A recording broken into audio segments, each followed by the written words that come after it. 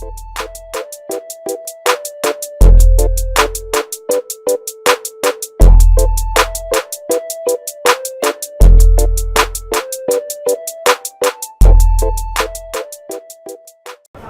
আলাইকুম, সকল বন্ধুগণ ভালো আছেন? আমরা শুকর আলহামদুলিল্লাহ বেশ ভালো আছি। আজকে একটি গুরুত্বপূর্ণ বিষয় নিয়ে একটু কথা বলবো চিন্তা করেছি।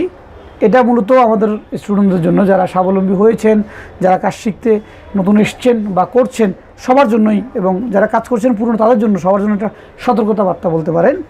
এটা হচ্ছে আজকে একটি ফোন আমাদের এক স্টুডেন্টকে আমরা খুলতে দিয়েছিলাম। আনফর্চুনেটলি আমি এটা খেয়াল করিনি, আমি অন্য কাজে ব্যস্ত ছিলাম। সে ফোনটি খুলে চলে গিয়েছেন। যাওয়ার পরে একটু আগে আমরা কাস্টমারকে ফোনটা ডেলিভারি দেওয়ার সময় দেখছি যে ফোনটার একটি সেক্টর নষ্ট হয়ে গিয়েছে। এটি একমাত্র তার অবহেলার কারণে হয়েছে। কোথায় সে অবহেলাটা ছিল সেটা একটু আমরা দেখব। এই ফোনটি হচ্ছে এটি হুয়াই P9 P8 LE।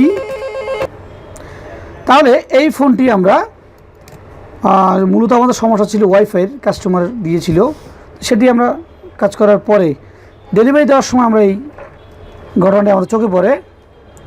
তো এই P8 ফোনটি,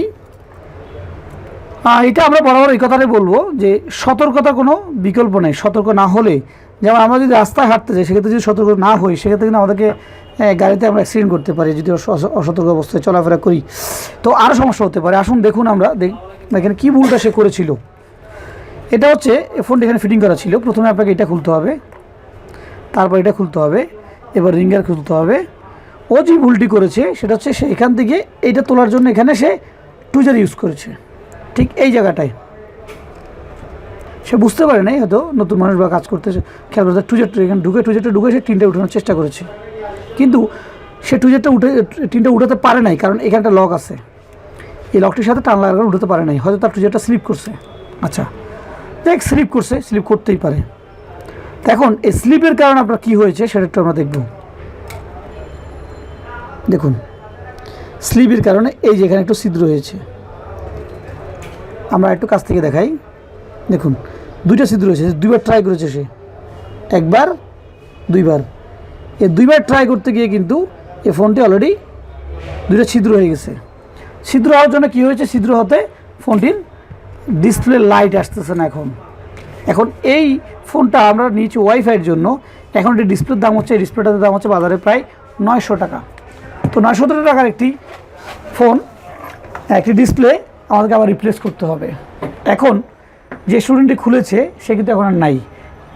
এমন হয়েছে যে কে খুলেছে সেটা সঠিক নির্দেশনা এখনও পাইনি আমরা, কিন্তু ডিসপ্লেটা কিন্তু ড্যামেজ হয়ে গেছে।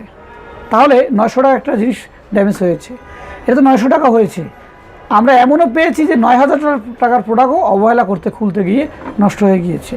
আমরা বারবারই বলি, একটি ফোন নষ্ট করার, ভালো করার অধিকার আমাদের আছে, নষ্ট করার অধিকার আমাদের নেই। আপনি কাজ জানেন, কাজ করতে গিয়ে অ্যাক্সিডেন্ট হয়েছে সেটা ভিন্ন জিনিস, কিন্তু অবহেলা করে নষ্ট করেছে সেটা দায়ভার কিন্তু কেউই নেবে না। কিন্তু এই যে ফোনটির, এটি দায়ভার কিন্তু আমাদের এখন নেওয়া লাগছে, কারণ আমাদের যেগুলো স্টুডেন্ট করেছে কাস্টমারকে তো আমাকে রিকভার করতে হবে।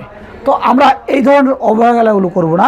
প্রত্যেকটা ফোন খোলার সময় অবশ্যই এটা লক কোথায়, খোলার সিস্টেমটা কোথায় আছে, কোথায় কোন সেক্টরটা কীভাবে খুলবে, সতর্কতা কতটুকু দরকার আছে, ফোনটি স্মার্টফোনের মধ্যে খোলার প্রক্রিয়াটা কী, অবশ্যই আমরা যদি এর আগে ফোনটা খোলার ওয়ে দেখে নিই ইউটিউব থেকে, তাহলে সহজ হয়। ইউটিউবে অনেক ফোন খোলার সুন্দর সুন্দর ভিডিও ইউটিউবে থাকে। আর তাছাড়া ফোনটি খোলার সময় এখানে আমরা টুজার ইউজ করতে পারবো না, মোটেও টুজারটি ইউজ করা যাবে না। যেহেতু টিন আছে, আশেপাশে রিবন থাকতে পারে, ডিসপ্লে রিবনটা যে কোনো জায়গায় থাকতে পারে, রিবন থাকতে পারে, ডিসপ্লে কাউন্টার থাকতে পারে, টাচ থাকতে পারে, অনেকগুলো রিবন থাকে, কিন্তু ব্যাটারি রিবন থাকতে পারে। সেক্ষেত্রে আমাদেরকে সতর্কতার সাথে ফোনগুলো খুলতে হবে। তো আজকে আমি যে আমার প্রতিষ্ঠানে যে লসটি হয়েছে সেটা অন্য কারো বলা না হোক সে প্রত্যাশা করছি, এবং কাস্টমার জিনিসগুলো সবসময় সেফ থাকুক সেটার জন্য সবার জন্য দোয়া করছি। সবাই ভালো থাকবেন, সুস্থ থাকবেন। আসসালামু আলাইকুম।